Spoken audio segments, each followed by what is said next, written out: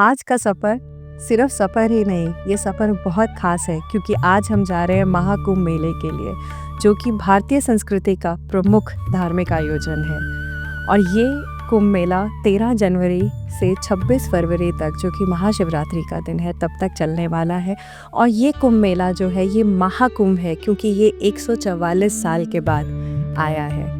और हम खुद को खूब खुशकिस्मत समझते हैं कि हम इस दिन को आज एक्सपीरियंस कर पा रहे हैं। आज की जर्नी सुबह जल्दी शुरू हो गई थी क्योंकि हमें कानपुर से पहुंचना था प्रयागराज के लिए, और न्यूज़ चैनल से तो पता लग ही गया था कि ट्रैफिक बहुत ज़्यादा है और हम जैसे काफ़ी श्रद्धालु हैं जो इस पावन जगह पर पहुंचना चाहते हैं और होली डिप लेना चाहते हैं। सुबह 6 बजे के करीब हम प्रयागराज पहुँचे। जैसे ही पहुँचे तो हम लोग सरस्वती घाट पर पहुँच गए।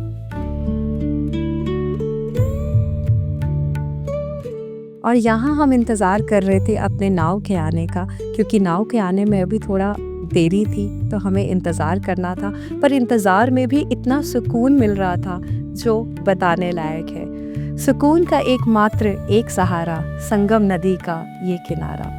और यहाँ बैठ के इतना अच्छा फील हो रहा था क्योंकि आसपास जो लोगों की वाइब आ रही थी और ऐसा लग रहा था कि सब में इतनी पॉजिटिविटी थी और ब्राइट सन दिखाई दे रहा था। और उतनी देर में हमारी नाव आ गई और बैठ गए हम अपनी नाव में और उतर गए यमुना जी में।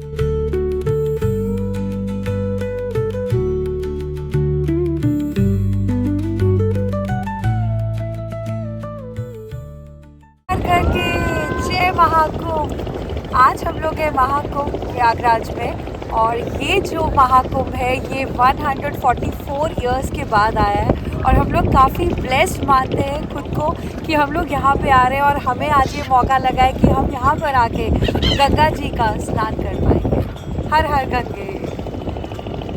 Kumbh Mela is an ocean of spirituality where each drop of devotion adds to the collective consciousness of the universe.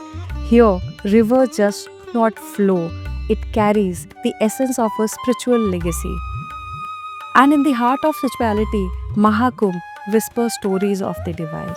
और यहाँ पर ये बर्ड्स आ रखे हैं जो कि साइबेरियन बर्ड्स हैं, और वो भी माइग्रेट होकर इस समय इस वक्त महाकुंभ में आकर खुद को ब्लेस कर रहे हैं।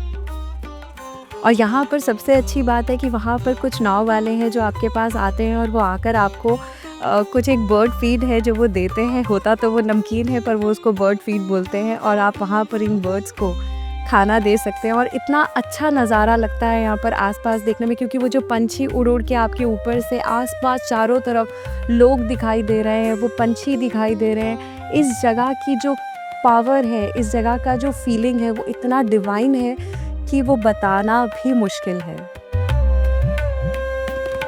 और माना जाता है कि इस समय के दौरान यहाँ पर जो 3 नदियाँ हैं जिनका संगम होता है वो अमृत में बदल जाती हैं। और आज हम बहुत खुशकिस्मत थे कि हम यहाँ पर होली डिप लेने जा रहे थे, क्योंकि माँ गंगा, यमुना जी और सरस्वती जिसे अपनी धाराओं से संवारा है, संगम वही खूबसूरत कुदरत का नज़ारा है। और आज हम इस नज़ारे में उस नज़ारे को खुद से अपनी आँखों से और एक्सपीरियंस करने वाले थे। इससे बड़ी बात कोई और नहीं।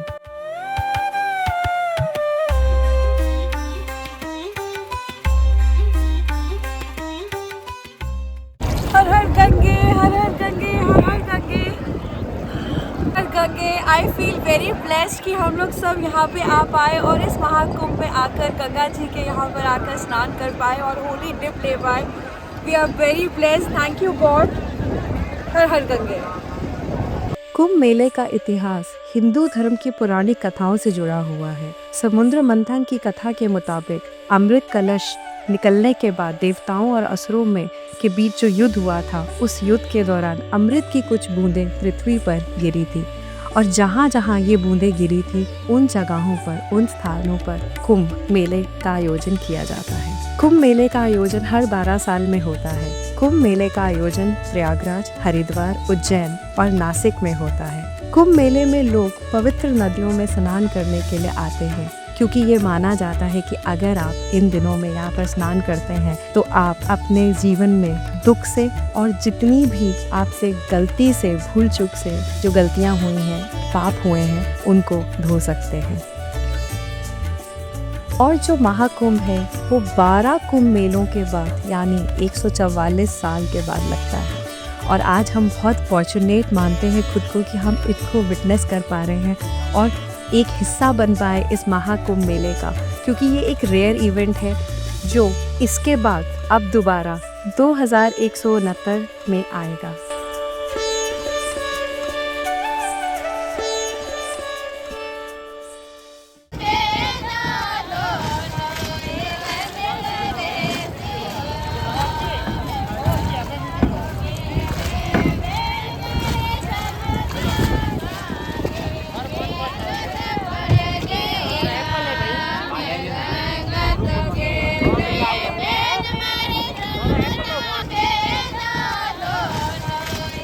स्पॉट पे यहाँ पे क्लियरली दिख रहा है कि वहाँ पर यमुना जी है और ये गंगा नदी है और दोनों का जो संगम है वो बहुत क्लियरली विजिबल है, बिकॉज यमुना जी का जो कलर है वो डार्क है और गंगा जी का जो कलर है वो डार्क ब्राउन है। यमुना जी पूरा डार्किश ग्रीन कलर में है और गंगा जी बिल्कुल प्योर ब्राउन कलर में है। तो here we can actually see the Sangam and now we cross that Sangam. हर हर गंगे। कुंभ मेले की शुरुआत आदि शंकराचार्य जी ने की थी और कहा जाता है कि गुरु शंकराचार्य और उनके शिष्यों ने संगम तट पर सन्यासी अखाड़ों की भी स्थापना की थी। और जब हम यहाँ से अपने वापसी के सफ़र पर निकले, जो कि हमें सरस्वती घाट पे निकला था, रास्ते में जो संगम का नज़ारा दिख रहा था दोनों नदियों का, और नीचे सरस्वती जी तो गुप्त है और उनका जो मिश्रण और उनका जो संगम हो रहा है वो इतना खूबसूरत था, इतना मन को मोह लेने वाला था कि इतनी पॉजिटिविटी। और आसपास जब ये पंछी दिखाई दे रहे थे तो मुझे ऐसा लग रहा था कि शायद ये लोग भी उड़कर आ गए हैं संगम को एक्सपीरियंस करने के लिए और इस कुंभ मेले को एक्सपीरियंस करने के लिए।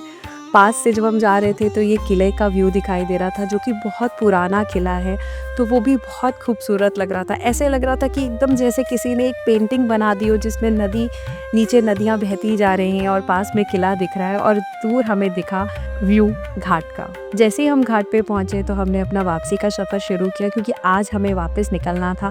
पर यहाँ से घर जाते हुए खुशी बहुत ज़्यादा थी, दुख भी था, पर खुशी उससे ज़्यादा थी क्योंकि हम इसको एक्सपीरियंस कर पाए। और अभी भी लोग आते हुए दिख रहे थे, क्योंकि हम तो सुबह जल्दी पहुंच गए थे, पर अभी भी क्योंकि अब दिन अच्छे से निकल चुका था और लोग भर भर के अपने इस जगह पर आ रहे थे और अपनी होली डिप के लिए पड़ते जा रहे थे। ट्रैफिक जाम बहुत लंबा लग रहा है, जैसे कि न्यूज़ में बताया जा रहा है। सच में थोड़े थोड़े किलोमीटर्स के लिए भी इतना लंबा लंबा ट्रैफिक जैम है और इतनी थकावट महसूस हो रही थी कि मैं तो थोड़ी देर के लिए सो भी गई। जबकि गवर्नमेंट ने इतनी सारी सुविधाएं वहाँ पर की है कि पार्किंग लॉट्स हर जगह पे थोड़ी थोड़ी जगह पे अवेलेबल है। पुलिस बहुत बढ़िया काम कर रही है कि वो ट्रैफिक को और लोगों को इतने अच्छे से मैनेज कर रहे हैं। बट फिर भी क्योंकि इतने सारे लोग हैं, जो इससे पहले लास्ट कुंभ हुआ था वो 2013 में हुआ था, जिसमें 12 करोड़ लोग आए थे, और इस बार अभी तक में ही 44 करोड़ लोग हैं जो ऑलरेडी आ चुके हैं अपनी होली डिप के लिए। और यही करते करते हम पहुंच गए कानपुर। कानपुर में हमने थोड़ी देर के लिए रेस्ट लेना था, क्योंकि हमें रात भर में सफ़र कर कर चंडीगढ़ पहुंचना था। तो हमने सोचा कि 1-2 घंटे की नींद ले लें ताकि रात को ड्राइव करने में दिक्कत ना हो। रात का सफ़र बहुत खूबसूरत लगता है, क्योंकि सड़कें इतनी खाली दिखाई देती हैं कि ऐसा लगता है कि सड़क सिर्फ आपके लिए है। पर उतनी थकान भी हो जाती है, क्योंकि आज का दिन सुबह भी जल्दी शुरू हुआ था। पर अच्छी बात ये थी कि इतना अच्छा चीज़ हम एक्सपीरियंस करके आए थे, तो मन में बहुत ज़्यादा खुशी थी और थकावट वो महसूस ही नहीं होने दे रही थी। और ऐसे ही करते करते हमने नोएडा हिट कर लिया। पर दिल्ली की सड़कें इतनी खाली देखकर इतनी खुशी हो रही थी, क्योंकि दिल्ली तो कभी ऐसा होता ही नहीं है कि इतना खाली दिखे। बट फटाफट से हमने दिल्ली क्रॉस किया और उतनी देर में दिन हो गया और हम पहुंच गए अम्बाला।